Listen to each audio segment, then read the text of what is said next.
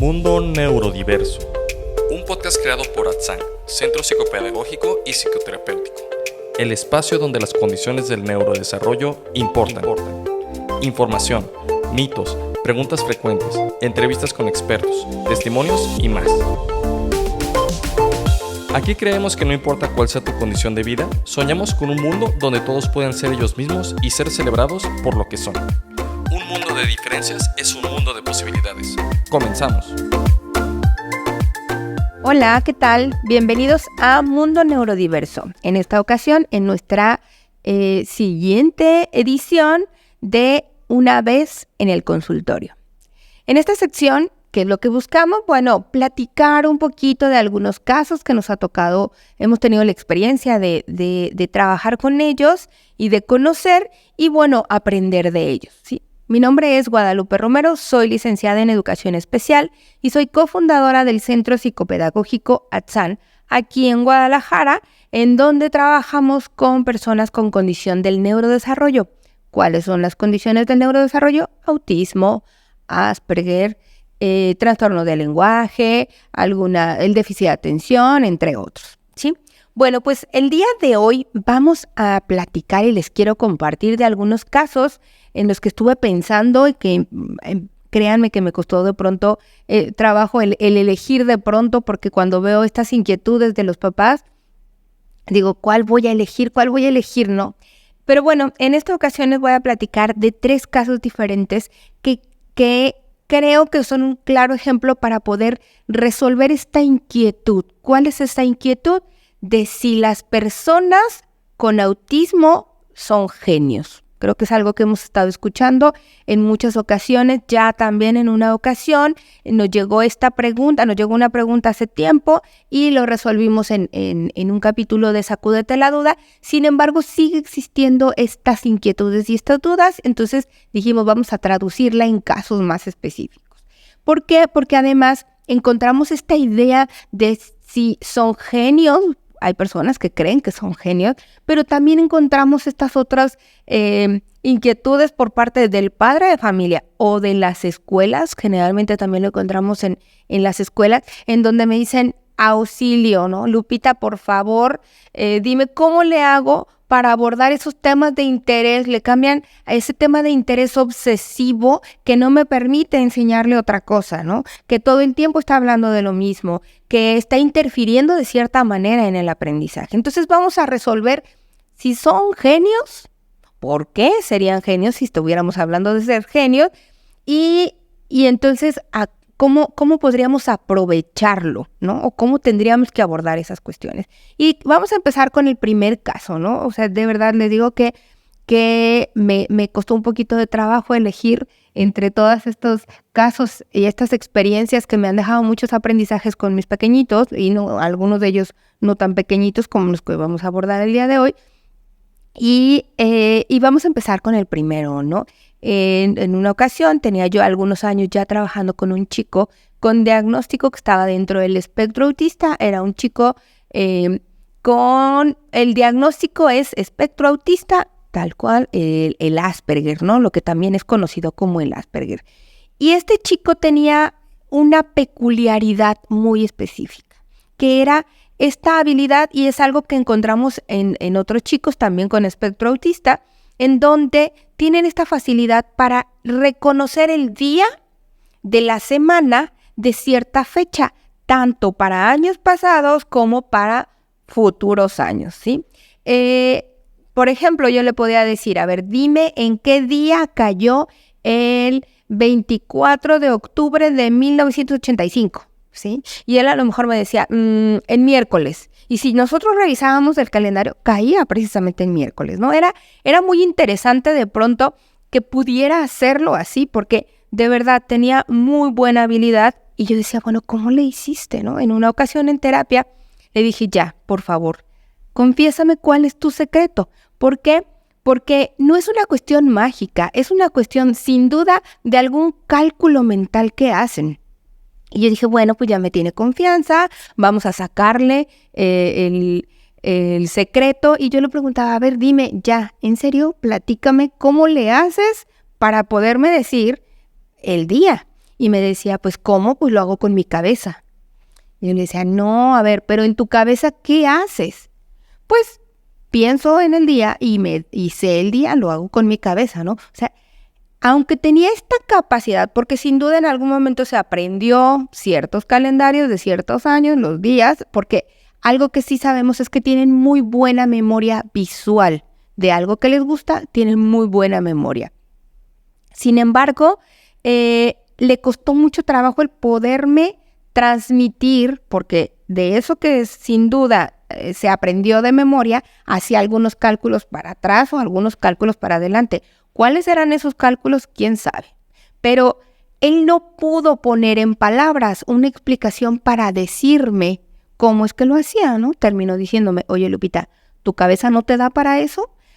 La realidad es que sí, fue muy doloroso para mí que me dijera, fue muy chistoso, porque él no podía entender que yo no pudiera hacer eso cuando él lo hacía con esa facilidad, ¿sí? Hay que considerar aquí que esa facilidad no es que sea genio, es que tiene muy buena memoria.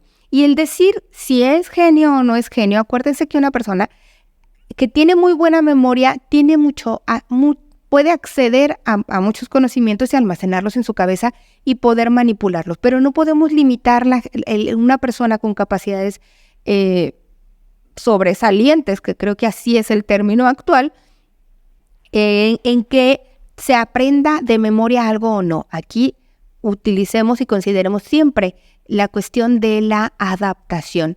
¿Para qué le va a servir a este chico tener esa habilidad? ¿Es maravillosa? Sí lo es. Pero ¿para qué le va a servir esa habilidad?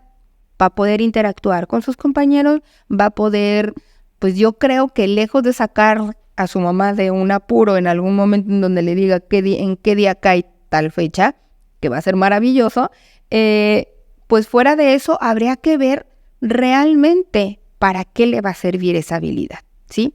No quiere decir que le vamos a quitar eso, porque es muy bueno. Vamos a ver y tendríamos que ser muy creativos para saber qué funcionalidad darle, ¿sí? Otro de los casos era otro pequeñito, bueno, pues ni tan pequeñito, estaba como en primero o segundo de secundaria. Era un chico que era criado por su abuela, ¿sí?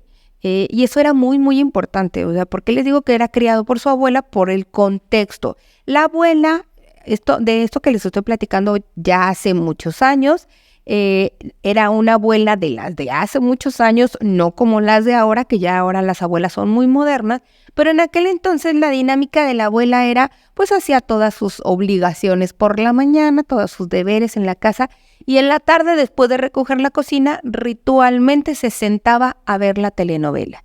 Si su nieto ya había terminado de hacer su tarea, entonces podía sentarse con ella a ver la novela. Sí, y entonces este tema de interés se fue en torno a las telenovelas, ¿sí? Y podríamos decir, híjole, a las personas con Asperger o con autismo, ¿cómo les puede estar interesando un tema de pronto tan emocional como las telenovelas? No, lo que le interesaba a este chico era, se memorizaba los nombres de las telenovelas y se memorizaba los actores de telenovelas. Tan es así que en una ocasión llegó y me presentó una actividad que él hizo y que sin duda le llevó demasiado tiempo.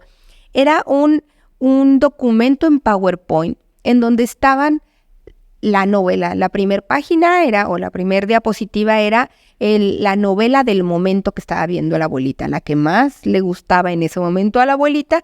Y entonces era como un organigrama en donde venían todos los actores.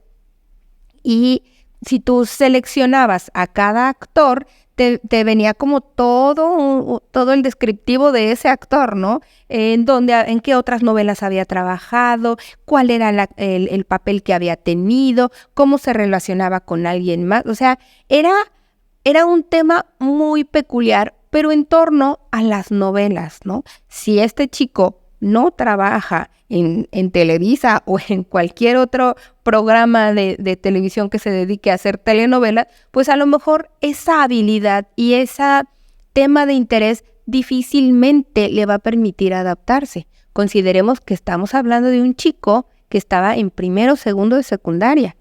¿Qué le interesa a los chicos de esa edad, pues otro tipo de cuestiones más allá de los actores de una telenovela, ¿sí? Pero de verdad era sorprendente todas las habilidades que podía hacer respecto al tema de las telenovelas, ¿sí? Y por último, otro caso muy interesante, el tema de otro chico que estaba ya en preparatoria, ¿sí? También de eso hace algunos años, y este chico, su tema de interés era la muerte, ¿sí? Yo le puedo decir que era tan interesante para él el tema de la muerte que el tema de la Navidad no significaba nada, ¿no? Su Navidad, por así decirlo, era el día 2 de noviembre, que aquí en México es el Día de Muertos, celebramos el Día de Muertos. Entonces, para él esperaba con ansia loca el día 2 de noviembre.